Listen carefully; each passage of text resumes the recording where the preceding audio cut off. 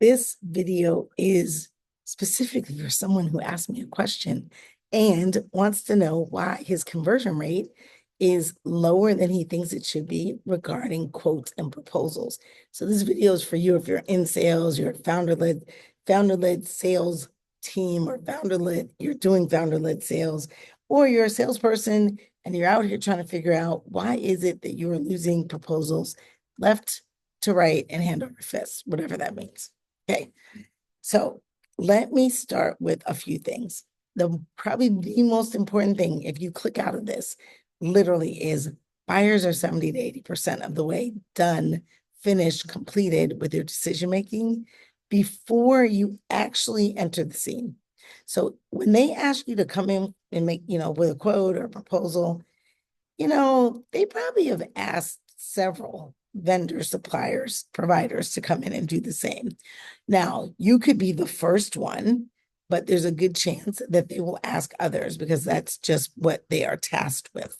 So they're about 70 to 80% of the way done with their buying decision. Once you get there, usually, and that means that they've researched their problem, they've researched the possible solutions out there. They likely have, if you're calling on a larger company, have created some type of committee, whether it's of two or more, to actually make the decision, research the decision, and figure out which direction they're going to go in. They may or may not have created budget for it. They may or may not have an executive sponsor based on the type of company you're going after. So those are the main things. But at the end of the day, it's highly likely that they've checked the boxes on all of those. So you come in and you do your discovery. Like, okay, cool. I'm coming in here, do my discovery call, the whole bit. You're asking good questions, you're getting great answers. You don't really present anything because, you just know, like, hey, I'm going to present when it's time to present. And you're leaning into getting called back for the proposal. Let's just say all that aligns. You get called, they say, yeah, let's go ahead and schedule the next meeting for the proposal, and you're off, right? So you put all the work in, you create the quote, you create the proposal, you go back in a day, two later, whatever it is, you actually propose it with them and not just send it to them. Okay, don't just send them the proposal. So you actually go back in, you present with them so they can ask any questions they have, et cetera, et cetera. And lo and behold, they're like, oh, this is way too high, way too high. Like this is twice as much as we thought. Okay. And or you're the person who's actually sending the proposal and then you never hear from them again. Okay. They just ghost you. They're like, nah, not going to work for us. Okay. Few things. First and foremost, in this category, they are tasked with getting proposals so they can compare them. That's number one.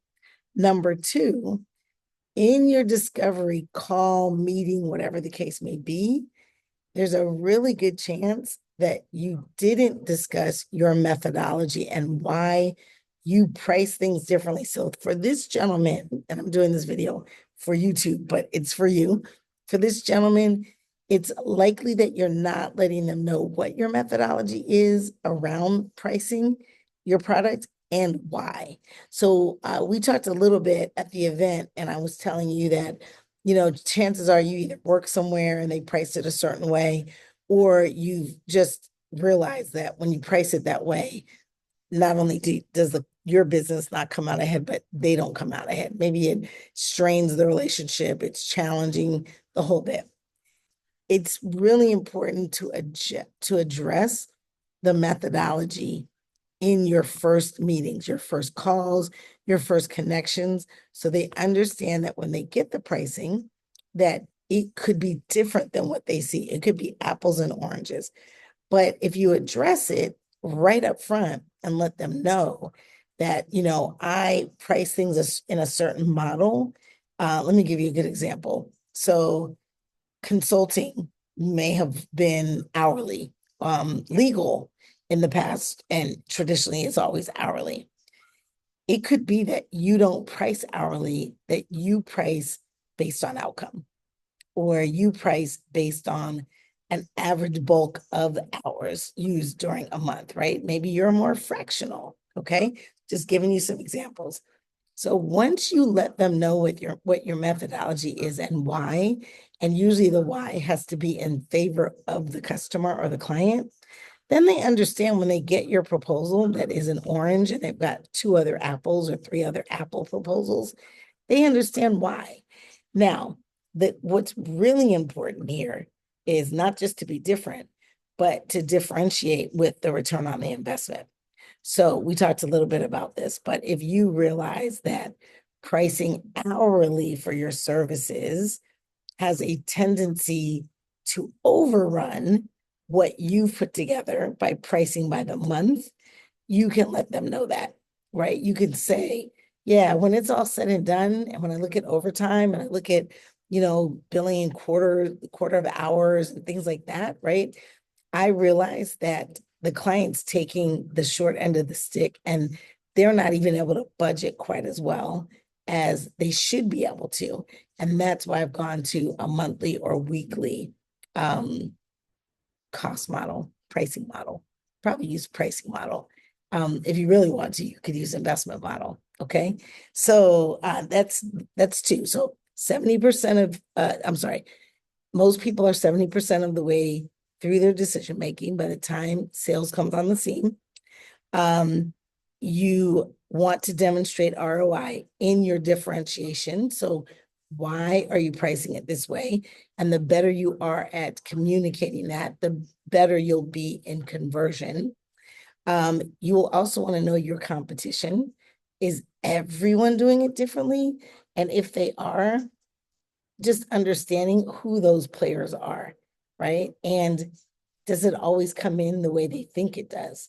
Okay, so some competitive analysis.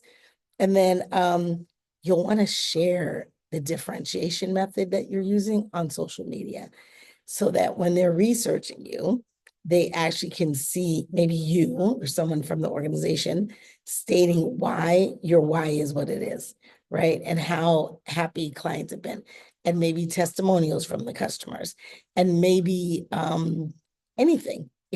Like literally just showing up to talk about your methodology, what it is, and why, and have a really strong why that leans toward the customer because they don't really care if it's leaning toward you. And then finally, and I think I already said this, but just making sure you're discussing the differentiator and the ROI, not at length, but just high level, in your discovery calls, in those qualifying calls where you're asking lots of questions. And it could sound something just like this. So thanks so much for providing all the information you've provided. I'm looking forward to putting together a quote or a proposal for you. I just wanted to actually mention that our methodology is different from what you might see from our competitors. And I want to just share why. In our experience, we have always priced by the hour. And over the X number of years that we've been doing this, we realized that the customer doesn't come out ahead. So we decided to go ahead and craft a different model that the customer could leverage to always be able to budget, to always be able to know what their pricing per month look like. And that's what we end up sharing. So you'll notice it's a little bit different, but in the end, the ROI is usually about X percentage saved. Let's just say it's 20% saved, 30%. Even if it's 10% saved, it's still a savings, right? I mean, as long as you're not like 20% over what the other competitor was. Now, let's just say you are, then there would need to be a reason, right? So, it could be that our team has certifications, they're accredited, there are full background checks made. I happen to know what business you're in. There are full background checks made. Maybe the background checks are deeper than they are in other areas, right? It could be they all have 5+ years experience. I mean, anyone can do this, but if your pricing's over, like typically over your higher priced, then you'll just need to flush out by making a list, right? And just brain dump it. Like, why are you better? Why would any organization look to you and you being able to communicate what that looks like? And that's really it. We don't have to be the lowest price, but we do have to be able to communicate the value we bring and the impact we make by being higher priced, right? It's that whole bottle of water thing. It's like a bottle of water in the grocery store is like 25 cents. A bottle of water at a pro basketball game is $4.50. A bottle of water at one of the largest music festivals in the country is like $10. And it's the same bottle of water.